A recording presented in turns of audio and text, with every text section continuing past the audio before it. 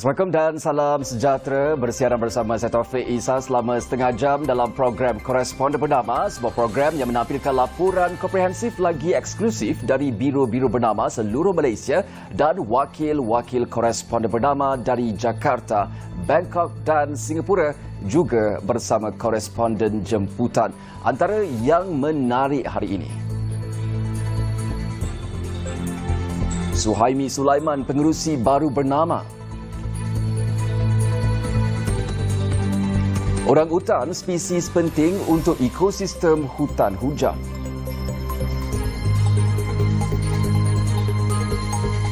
Juga nasib gelandangan di musim PKP terjaga.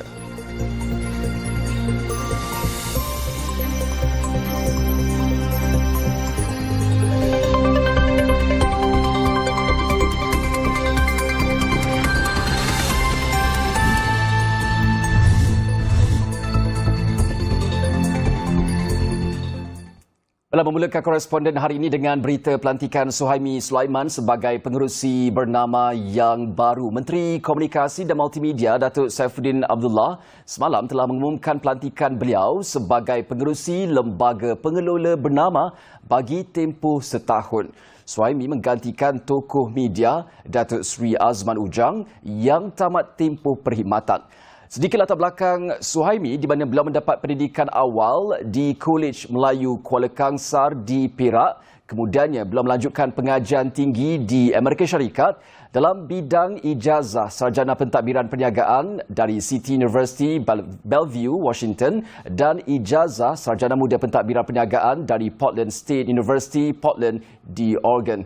Beliau juga turut dikenali sebagai personaliti penyiaran dan pakar strategi media tanah air yang amat berbakat dan berkemahiran.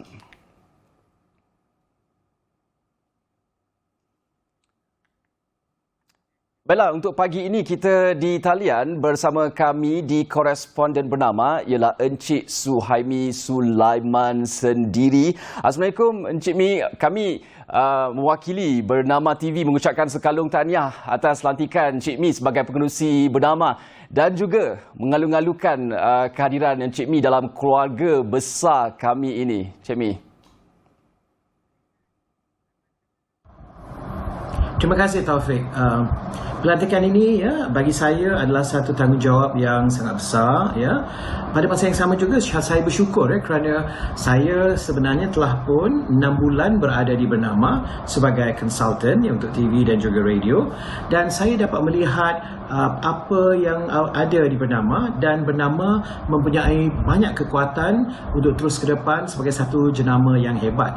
Jadi oleh itu saya akan memikul tanggungjawab ini dengan dengan penuh dedikasi supaya kita boleh membawa Bernama kepada satu peringkat ataupun satu tahap yang sangat tinggi. Okey, Cik Mi, kalau kita saksikan visi Bernama itu sendiri adalah untuk menjadi agensi berita yang terkemuka dan juga diiktiraf di peringkat antarabangsa dengan menyediakan dan menyebarluaskan berita serta maklumat secara tepat, cepat dan juga adil serta saksama demi memelihara kepentingan nasional. Jadi, menurut Cik Mi sendiri, apakah hala tuju Cik Mi sebagai pengemudi pertubuhan berita nasional ini?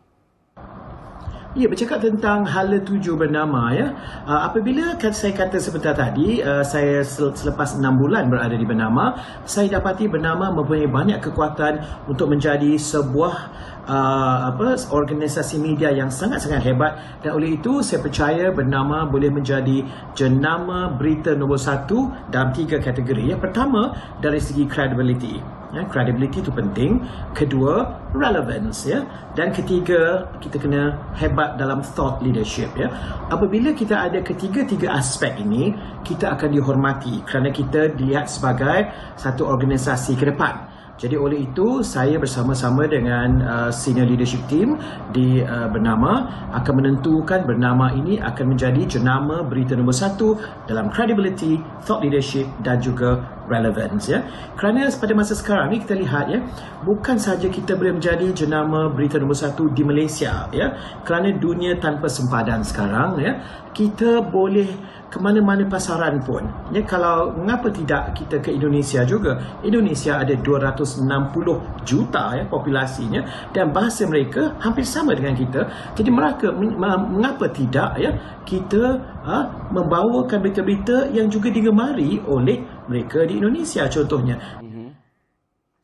Okey, Cik Mi, harapan Cik Mi sendiri terhadap perkembangan berita di Bernama supaya Bernama ini menjadi pilihan media pertama negara dan juga pilihan pertama oleh seluruh rakyat Malaysia, Cik Mi. Harapan saya ialah walaupun saya ni dah tua, umur saya hampir 58 tahun, tapi saya rasa saya agak muda ya, apabila bercakap tentang teknologi, ya, cakap tentang mempelajari sesuatu yang baru. Dan saya suka juga di Bernama ada ramai orang yang mahu menerokai benda-benda baru, mempelajari benda-benda baru. Kerana apa? Kerana teknologi yang ada kini ya memaksa kita untuk mengubah cara kita menyampaikan informasi. Ya, kalau kita masih pada tahap yang lama, kita mungkin tidak akan menjadi organisasi yang disegani. Oleh itu, kita kena belajar tentang teknologi, cara bagaimana berita itu harus diolah. Macam sekarang, attention span kita telah menjadi pendek ya.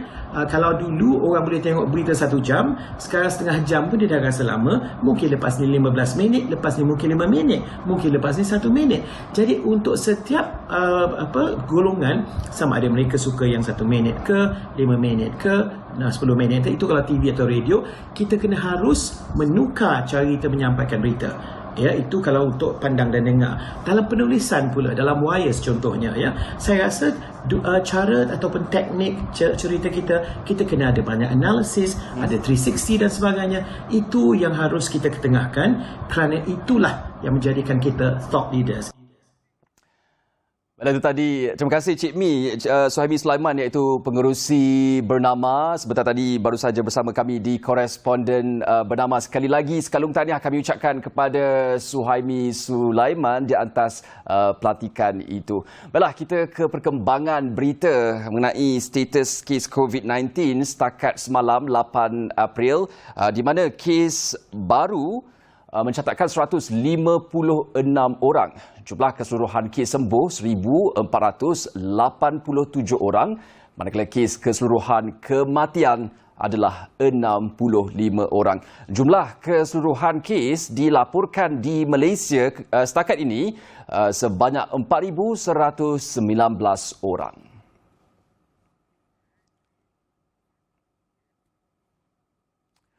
Dan ini pula berkenaan dengan penyebaran berita palsu berkenaan penularan wabak COVID-19 ini, di mana Suruhanjaya Komunikasi dan Multimedia Malaysia MCMC memberi amaran kepada mana-mana pihak supaya tidak menyebarkan berita palsu berkaitan penularan COVID-19 yang boleh menimbulkan suasana panik dan tidak tenteram di kalangan masyarakat. Sila rujuk kepada sumber rasmi dari Kementerian Kesihatan Malaysia di www.moh.gov.my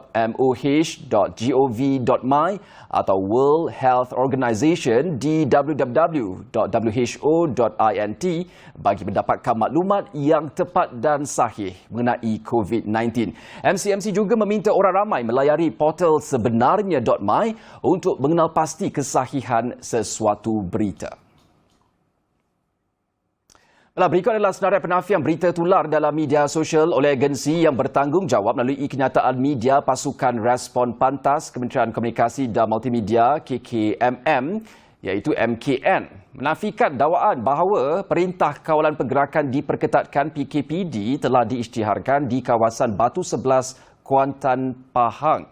Dan Ketua Polis Daerah Sungai Buloh, Selangor menafikan dakwaan bahawa video yang memaparkan warga asing menunaikan solat berjemaah di Padang Bola MBSA Kampung Baru Sungai Buloh berlaku sewaktu tempoh Perintah Kawalan Pergerakan PKP.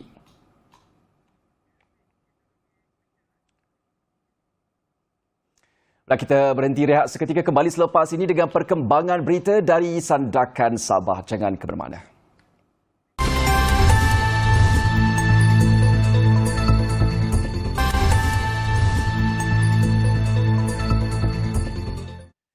Anda masih bersama kami dalam Koresponden Bernama. Kita ke perkembangan berita di Sandakan, Sabah, di mana projek perumahan rakyat PPR Taman Harmoni di Sandakan satu-satunya kawasan di daerah itu yang dikategorikan sebagai zon merah berikutan jumlah kes tertinggi COVID-19 di Sandakan direkodkan. Namun, bukanlah satu arahan PKPD di sana. Dan untuk perkembangan lanjut mengenai perkara ini, di talian ketika ini ialah Nur Adika Bujang ada laporannya. Baiklah, Adika, silakan dengan laporan anda. Okay, Assalamualaikum semua. Ketua Polis Sandakan ACP Muhammad Azhar Hamin menafikan kawalan di Taman Harmoni dinaikkan ke status PKPD. Sebaliknya, kawalan dipertingkatkan bagi membolehkan Jabatan Kesihatan menjalankan saringan COVID-19 ke atas kira-kira 2,000 penghuni di kawasan perumahan itu.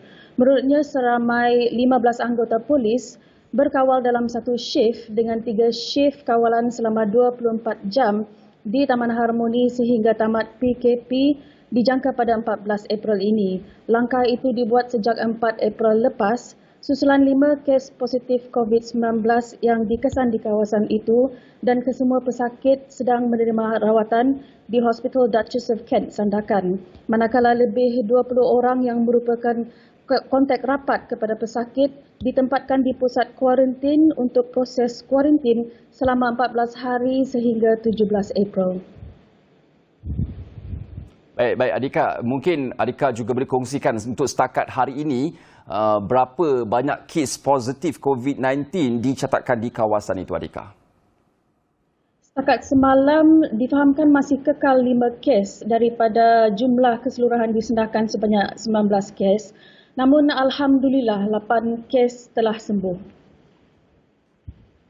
Okey, Adika, kita juga nak tanyakan mengenai operasi Nyah Cemar. Ada tak sebarang aktiviti operasi Nyah Cemar dilaksanakan di sana?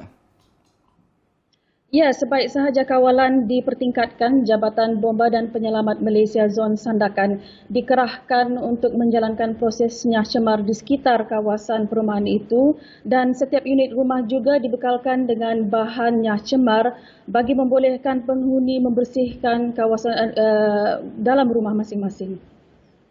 Baik, Adika, kalau kita bercerita mengenai Sandakan, pastinya akan teringat mengenai pusat pemeliharaan orang hutan yang terletak di sepiluk Sandakan, Sabah. Dan di musim PKP ni apa agaknya yang berlaku di sana? Katanya pusat tersebut juga ditutup untuk pertama kali dalam tempoh 55 tahun penubuhannya. Mungkin Adika ada butirannya. Ya, sejak PKP dikuatkuasakan, memang pusat pemeliharaan orangutan sepiluk terpaksa menutup pintunya kepada kunjungan orang ramai. Sebab ini, tindakan itu dilihat penting dalam usaha memastikan spesies buruk besar itu selamat daripada dijangkiti COVID-19 kerana menurut pengurus pusat pemeliharaan itu, Sylvia Alsisto, orangutan dan manusia berkongsi 96% daripada urutan DNA dan oleh itu spesies itu boleh mendapat penyakit sama seperti manusia. Dan antara sebab lain mungkin Adika tahu juga, adakah spesies orangutan ini juga senang untuk dijangkiti COVID-19 ini, Adika? Ya, boleh diandaikan orangutan boleh dijangkiti COVID-19 walaupun belum terbukti lagi. Tapi kerana spesies ini boleh mendapat simptom dan daripada manusia kerana terdapat bukti saintifik seperti penyakit berkaitan masalah pernafasan. Okey, mungkin rakyat di luar sana juga ingin tahu apakah kepentingan spesies orangutan ini kepada ekosistem dunia, Adika? Ya, masih lagi ramai mungkin tidak berapa jelas, tapi tahu orangutan itu penting kepada ekosistem dunia sebab secara semula jadi orangutan menghuni pokok-pokok dan memakan buah-buahan. Jadi biasanya makan buah-buahan tu ada biji benih yang orangutan akan buang atau ditabur semula ke tanah dan ini akan menyebabkan tumbuhan buah-buahan itu akan tumbuh semula. Jadi dengan itu ia akan menjaga ekosistem hutan sekaligus memberi manfaat kepada kelangsungan hidup haiwan lain dan juga manusia yang boleh mencari sumber makanan daripada hutan. Terima kasih Adika. Itu tadi Nur Adika Bujang, wartawan bernama di Sandakan Sabah yang membawakan kepada kita mengenai perkembangan kes COVID-19 di Sandakan di mana terdapat satu kawasan zon merah dan juga usaha untuk memelihara orang utan sewaktu pelaksanaan PKP ini. Koresponden bernama berhenti rehat seketika selepas ini dengan perkembangan berita dari Terengganu.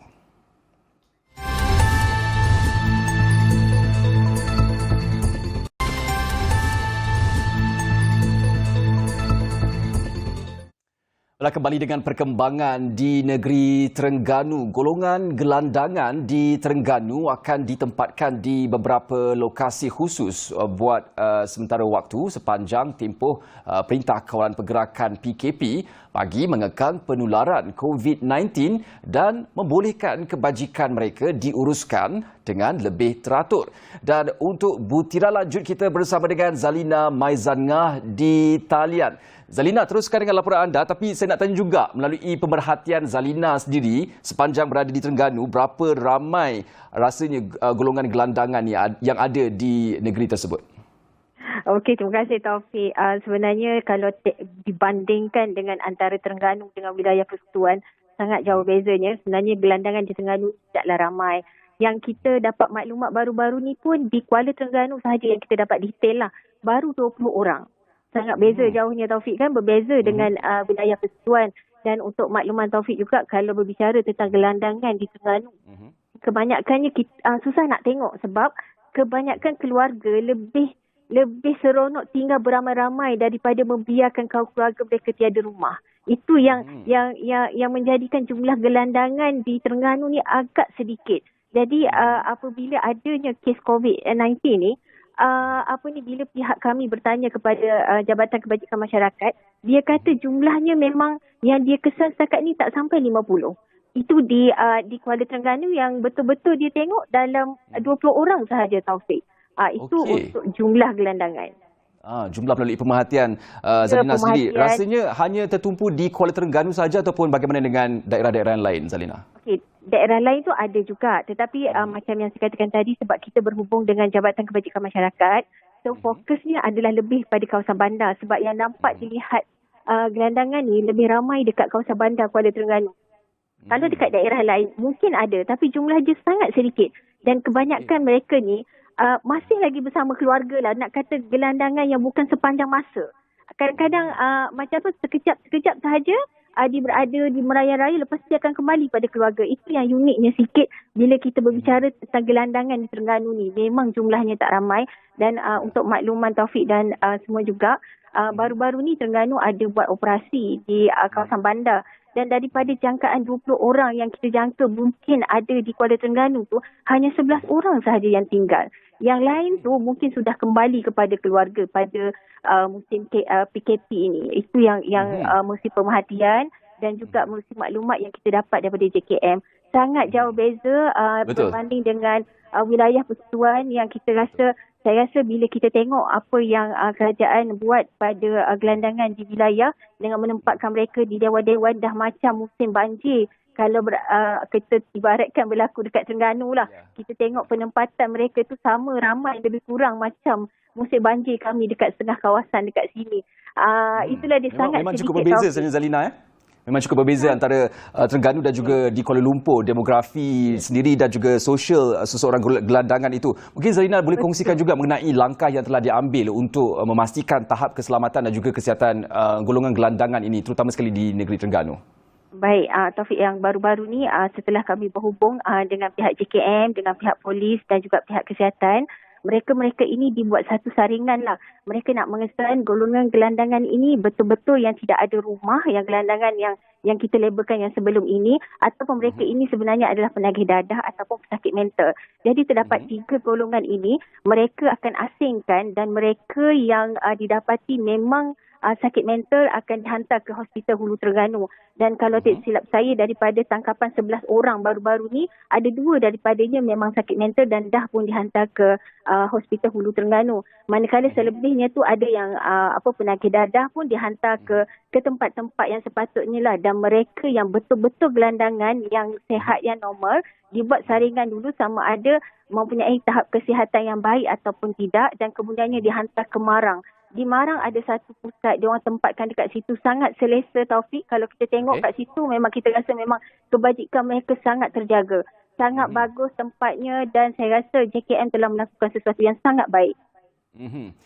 Bagaimana Zalina melihat kata fungsi NGO di sana? Ada tak NGO yang mendekati golongan gelandangan ini?